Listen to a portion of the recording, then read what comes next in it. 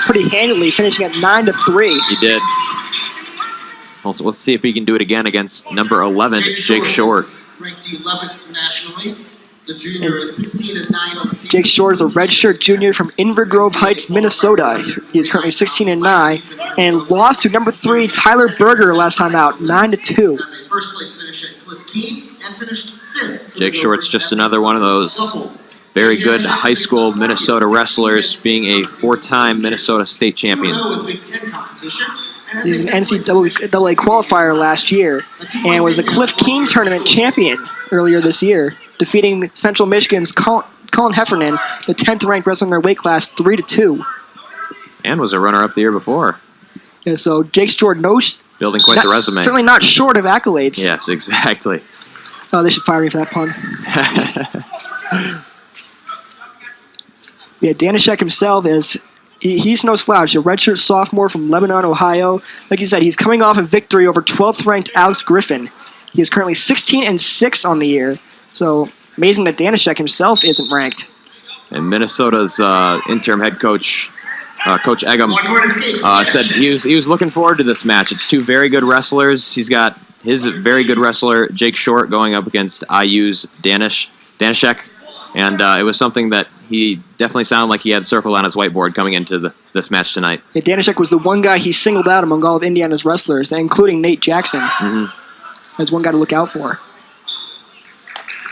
2-point takedown, Short. Short gets the takedown there on Danishek. Now, Short is the 4th ranked opponent that Danishek has faced this year. Danishek is 1-2 against ranked opponents, having lost to Clay Ream of North Dakota State and DeWaylen Barnes of Oklahoma. However, he did beat, as we mentioned before, Alex Griffin of Purdue. And currently trails Jake Short 4-1.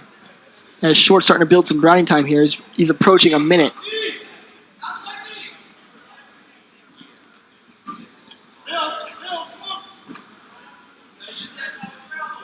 Short's got an arm behind Danishek's back in a tough position for Danishek to get out of.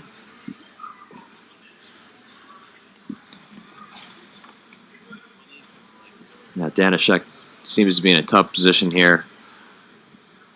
He's got to be able to use that right arm somehow which Short's now eliminating by trying to get it behind his leg. Danishek just trying to either wait this one out or push up off the mat. More riding time building for another Minnesota wrestler here. That's a stall warning on Jake Danishek there. As he hasn't been doing a lot of moving, and that's kind of hurting him a little bit, as he could end up with 2 minutes of riding time heading into the second period.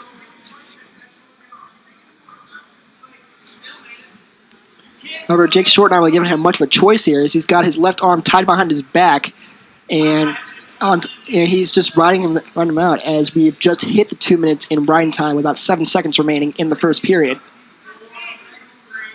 So Jake Short reestablishing the riding time dominance that Minnesota wrestlers had previously enjoyed prior to the 149-pound match between Perez and Brolsma.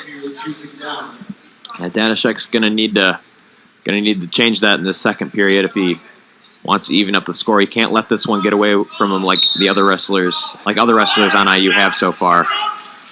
1 point escape. Yeah, Short's able to slip out of that. Yeah, Danishek here can really do some damage on that riding time aim right here if he can get a good grasp on Jake Short.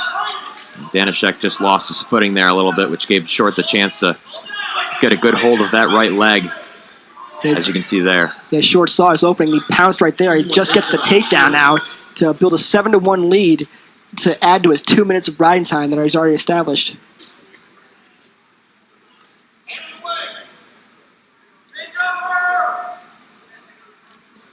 Been a lot of riding time so far in this 157 weight class match.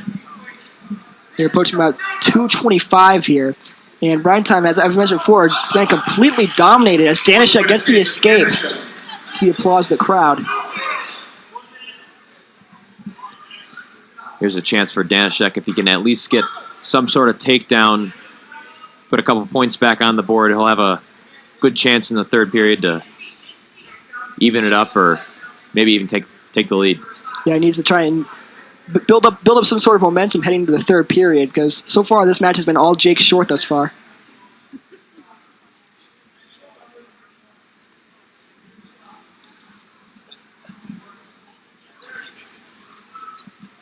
Jake Short comes from a family of wrestlers. His father, Will, and several of his uncles also wrestled for the Gopher, including his uncle, Chris Short, who was an All-American in 1989, and Will, an All-American in 1993. So no shortage of talent in the Short family. Back again with the puns. I can't help myself. It's tough to miss it, you know.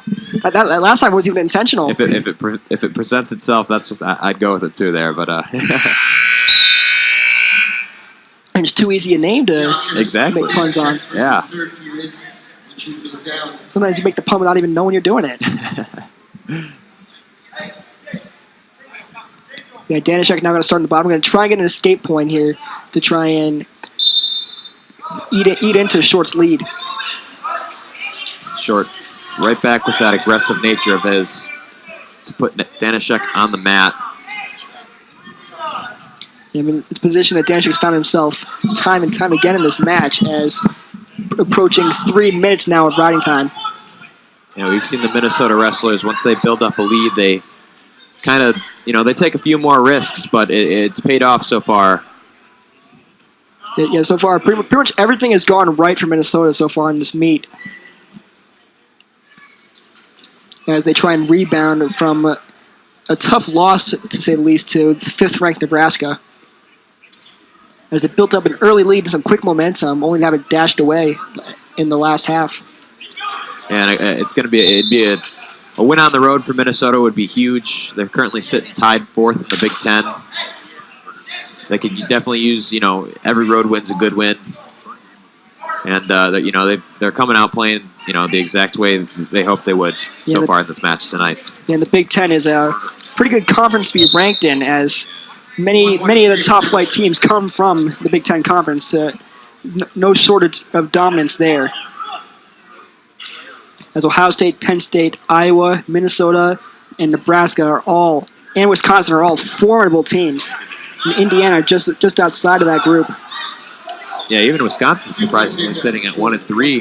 Yeah, Wisconsin's had a tough go so far in this Big Ten schedule.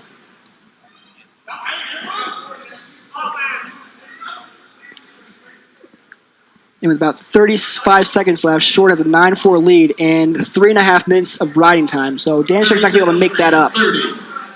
So barring some incredible comeback here, it doesn't look like Danishek's going to be able to pull this one out. He just has to avoid a major decision now to try and, I don't know, ease the bleeding a little bit for Indiana. Yeah, you know, he's keeping it under 8 points, which is big, but, you know, obviously this match did not go the way he hoped. Short has done a fantastic job at keeping all of Danishek's efforts at bay. And this is a very impressive win here by Jake Short, as Jake Danishek is no easy feat, and Short made it look easy. He definitely did. You know, it just digs a little bit more of a hole for Indiana to come out of.